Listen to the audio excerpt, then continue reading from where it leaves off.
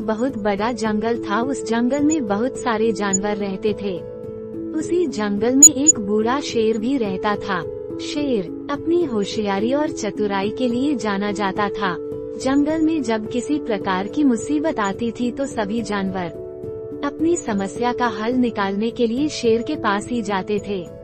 उसी जंगल में एक बिल में एक चूहा भी रहता था। एक बार चूहा खाने की तलाश में कुछ दिनों के लिए बाहर चला गया, जिससे उसका घर खाली हो गया। चूहे का बिल खाली देखकर एक चूहिया उस बिल में रहने लगे। कई दिनों बाद जब चूहा वापस आया तो उसने देखा कि उसके बिल में एक चूहिया रह रही है। अपने बिल में चूहिया को रहता देख चूहे को बहुत गुस्सा आया और चूहे ने चूहिया से अपना बिल खाली करने के लिए कहा, किंतु चूहिया बोली, मैं यहाँ कई दिनों से रह रही हूँ और अब इस बिल पर मेरा अधिकार है। इस बिल को मैं किसी भी हालत में खाली नहीं करूँगी। चूहिया की बात सुनकर चूहा बोला, तुम तो अभी कुछ दिनों से ही इस बिल में रह रही हो, मैं तो यहाँ कई वर्षों से रह रहा हूँ। मैं कुछ दिनों के लिए बाहर चला गया तो तुम मेरे बिल पर कब्जा करना चाहती हो। मैं ऐसा नहीं होने दूंगा।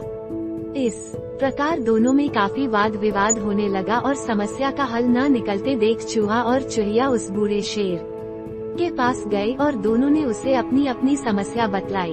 बूढ़े शेर ने दोनों को समझाने का बहुत प्रयत्न किया, किंतु दोनों अपनी बात से टस से मस नहीं हुए।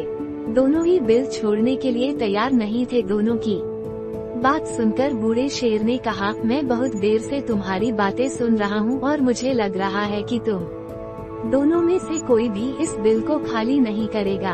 अब तुम दोनों बड़े हो गए हो और तुम्हारी शादी की उम्र भी हो गई है। मेरे विचार से तुम दोनों के स्वभाव भी आपस में मिलते हैं, इसलिए तुम दोनों को आपस में शादी कर लेना चाहिए। इससे तुम दोनों को बिल भी खाली नहीं करना पड़ेगा और दोनों को इस बिल से अपना दावा भी नहीं छोड़ना पड़ेगा। चूहा और चूहिया दोनों को शेर की बात बहुत पसंद आई और उन दोनों ने आपस में शादी कर ली।